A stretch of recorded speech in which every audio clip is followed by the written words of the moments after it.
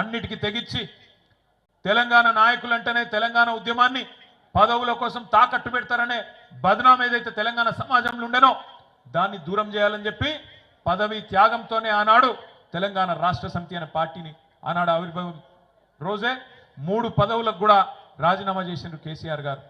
ఆ తర్వాత 14 ఏళ్ల పాటు దెబ్బలు తిన్నాడు, ఎదురు దెబ్బలు తిన్నాడు, అక్కడక్కడ విజయాలు, అక్కడక్కడ అపజయాలు అన్ని కూడా చూసిండు కేసీఆర్ గారు. పాట కూడా రాసిండు తానే స్వయంగా. తెలంగాణ ప్రజల్లో ఒక విశ్వాసాన్ని నింపడానికి సిపాయిల తిరుగుబాటు విఫలం అయ్యిందని అనుకుంటే వచ్చేదా దేశానికి స్వాతంత్రం. సిపాయిల తిరుగుబాటు 1857లో విఫలమైందని చెప్పి ఎక్కడోళ్ళు అక్కడ బీరిపోతే దేశానికి స్వాతంత్రం వస్తుండనా? అట్లనే రాజీ లేని పోరాటమే విజయం సాధిస్తుంది, ముమ్మాటికి తెలంగాణ రాష్ట్రం వచ్చి తీరుతుంది అని ఆనాడు 2001లోనే పాట రూపంలో మాట రూపంలో కేసీఆర్ గారు ఆనాడు చెప్పడం జరిగింది. ఇప్పుడే కమలాకర్ అన్న ఒక మీకు పాట చూపెట్టిండు, తాను తయారు చేయించిన పాట. అందులో చెప్పిండు, ఏమన్నాడు? కేసీఆర్ అనేది ఒక పేరు కాదు, కేసీఆర్ అంటే పేరు కాదు, కేసీఆర్ అంటే తెలంగాణ పోరు అనే మాట ఇప్పుడే కమలాకర్ గారు ఏదైతే చెప్పినారో అది అక్షర సత్యం. కేసీఆర్ ప్రతి మాట ఒక తూటా లెక్క వేలింది తెలంగాణ ఉద్యమంలో. 2001 నుంచి 14 దాకా ఒక ఉత్కృష్టమైన ప్రజాస్వామిక ఉద్యమానికి రాజకీయ రూపు కల్పించి తెలంగాణ ప్రజలను ఒక రాజకీయ శక్తిగా మలిచి అద్భుతంగా ఈరోజు తెలంగాణ సాధన జరిగింది అంటే దానికి కారణం ఖచ్చితంగా 3. ఒకటి కేసీఆర్ నాయకత్వం, రెండోది విద్యార్థి అదేవిధంగా పోరాట వీరుల అమరత్వం, మూడవది కాంగ్రెస్ పార్టీ కర్కశత్వం.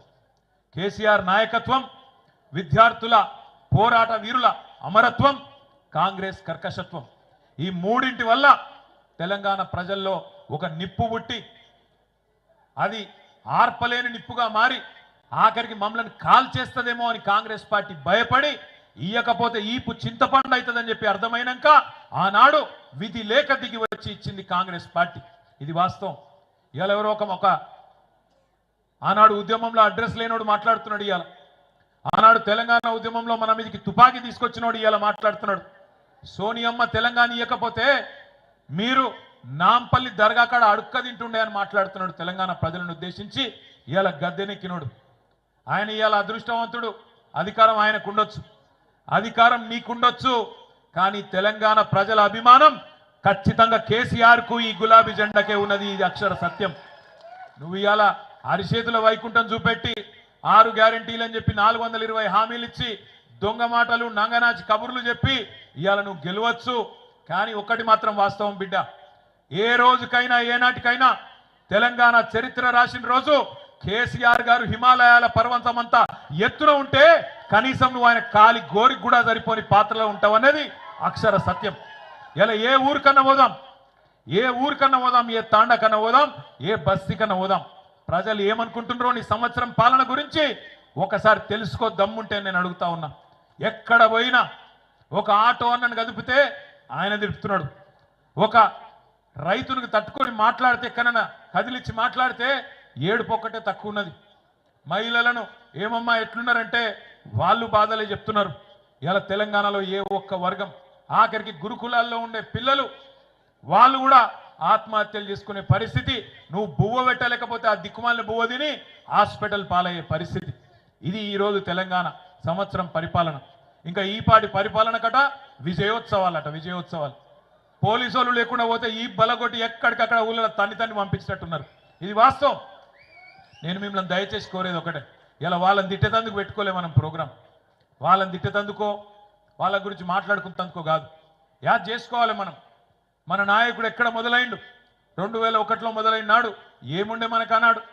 ఈరోజు పెద్ద వేదికలు ఉన్నాయి, ఇంతమంది నాయకులు ఉన్నాం, బ్రహ్మాండంగా అంగరంగ వైభవంగా ఇట్లాంటి కార్యక్రమాలు చేసుకునేందుకు వనరులు ఉన్నాయి, మనుషులు ఉన్నారు, అన్ని ఉన్నాయి.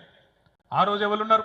కేసీఆర్ గారికి మనీ పవర్ లేదు, మజిల్ పవర్ లేదు, మీడియా పవర్ లేదు, క్యాస్ట్ బేస్ లేదు, ఏది లేదు. తెలంగాణ సమాజం నిండా అనుమానం. మళ్ళీ ఈయన కూడా ఏదైనా పదవుల కోసమే మొదలుపెట్టిండేమో, మళ్ళీ పదవులు ఇస్తే బంద్ చేస్తాడేమో, మధ్యలో ఇడిచిపెట్టి పీక్తాడేమో అనే అనుమానపు నీలి నీడల మధ్యన ప్రయాణం ప్రారంభమైంది. అదే సినిమాల పాట ఉంటుంది చూడు, గాలి వానలో వాన నీటిలో పడవ ప్రయాణం గమ్యం ఎక్కడో తెలియదు పాపం అన్నట్టు అగమ్య గోచరమైన పరిస్థితి. అట్లాంటి పరిస్థితుల్లో నాకు ఒక సందర్భం గుర్తొస్తున్నది. ఒకరోజు కెప్టెన్ లక్ష్మీకాంతరావు గారు, పెద్దలు ఇక్కడ లేరు, వారు ఒకరోజు నేను వారు ఎక్కడో ఢిల్లీలో కలిసినప్పుడు ముచ్చట పెట్టుకుంటుంటుంది. లక్ష్మీకాంతరావు గారు కేసీఆర్ గారు ముంగట కూర్చున్నారంటే కేసీఆర్ గారు ఏం చెప్తే దానికి ఎస్ సార్ అంటాడు. అన్నాక నేను అర్ధగంట అయినాక నేను మెల్లగా పక్కకు ఇద్దరం ముచ్చట పెట్టుకుంటున్నాం. నేను అడిగిన, అంకుల్ మీరు మిలిటరీలో పనిచేసిండ్రు కదా, అందుకేనా మరి ఏం చెప్పినా కమాండర్ ఏం చెప్పినా ఎస్ సార్ అందుకే అంటుండ్రా నేను అడిగిన. కాదు రాము, నీకు ఒక విషయం చెప్తా ఇను అన్నాడు. ఏంటిది అంకుల్ అన్న?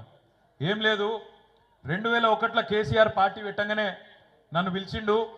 పిలిస్తే నేను పోయి కూర్చున్నప్పుడు మంచిగా భోజనం పెట్టి గంట సేపు చెప్పిండు నాకు, కెప్టెన్ గారు ఇంకప్పటికి పంచాయతీ ఎన్నికలు కాలే, పార్టీ పెట్టి 5-10 రోజులే. కెప్టెన్ గారు తొందరలో పంచాయతీ ఎన్నికలు రాబోతున్నాయి, మన వాళ్ళు జిల్లా పరిషత్ చైర్మన్లు అవుతారు, మండల పరిషత్ అధ్యక్షులు అవుతారు, జెడ్పీటీసీలు అవుతారు, 2004 ఎన్నికల్లో ఎమ్మెల్యేలు అవుతారు, మంత్రులు అవుతారు, కేంద్ర మంత్రులు అవుతారు, ఆఖరికి కొంతమంది గవర్నర్లు కూడా అవుతారు. ఓటు ద్వారానే శాసించి మనం తెలంగాణ తెచ్చుకుంటామని చెప్పిండు. చెప్తే నేను గంట సేపు ఇని ఆఖరికి మెల్లగా నోరు తెరిచి, సార్ నువ్వు చెప్పిందంతా బాగానే ఉంది కానీ నాకు సినిమా చూసినట్టే అనిపిస్తుంది సార్